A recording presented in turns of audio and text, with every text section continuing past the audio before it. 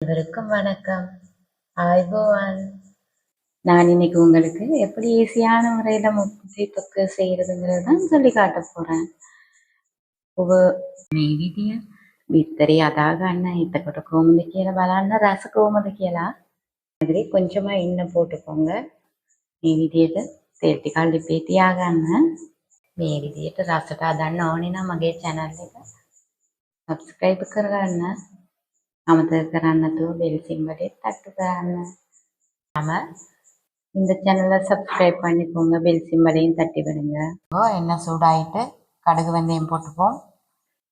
அப்போ உளுவால் தாகமும் உளுவணு இங்குரு வெள்ளைப்பூடு இஞ்சி வெங்காயம் எடுத்துருக்கிறேன். ලුණු ගෙඩියක් ගරන් තියෙනවා. ඒකත් දාගන්න. පින්ස ටිකක් කරුවෙල கொஞ்சம் மிக்ஸ் කරන්න.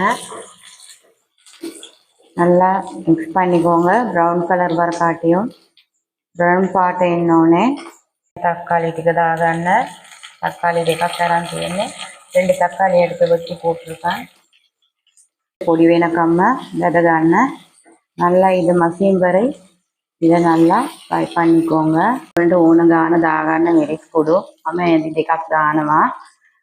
மிளகாய் தூள் 2 கரண்டி, மசாலா தூள் அரை கரண்டி, 1 கரண்டி, பொடு வெந்தாய் அண்டி காளாய், மஞ்சள் தூள் 1/4 கரண்டி இருக்கிறதுன்னு மிக்ஸ் பண்ணிக்கோங்க.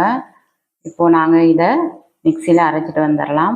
தேங்காய் මේක ග්‍රයින්ඩර් එකේ ග්‍රයින්ඩර් කරගමු. බලන්න මේ විදිය තමයි විතරේ මම කපාගෙන තියෙන්නේ. සුදු මදේ වෙනම කාමදේ වෙනම. இந்த மாதிரி தான் நான் முட்டையை வெட்டி எடுத்து வச்சிருக்கிறேன். பாருங்க, வெள்ளை கருவேரையா மஞ்சள் கருவேரையா எடுத்து வச்சிருக்கிறேன். கொஞ்சம் எண்ணெய் விட்டு கடுகு ආයෙත් මම තෙල් ටිකක් දාලා තෙම්පරාදු කරගන්න දාගත්තා. பச்சை மிளகாய் சேர்த்துடலாம். දැන් අපි ලුණු අවු මිරිස් කරලකුත් දාගමු. මේ மிக்ஸனை එකතු කරගමු. இப்போ நாங்கள் இந்த பேஸ்ட்டை சேர்த்துப்போம். இப்போ நாங்கள் இதுக்கு கொஞ்சம் புளி சேர்த்துக்குவோம். අපි දැන් මේකට සියඹලා ඇට ටිකක් වගේ දිය කරලා දාගමු. உப்பு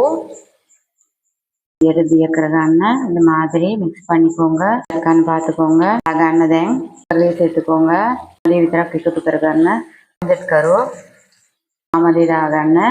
ටිකක් கருவேப்பிலை கொஞ்சம் වගේ කොහොමද කියලා කියන්න. டேஸ்ட் எப்படி இருக்குங்கிறத எனக்கு கமெண்ட் பாக்ஸில் சொல்லுங்கள்.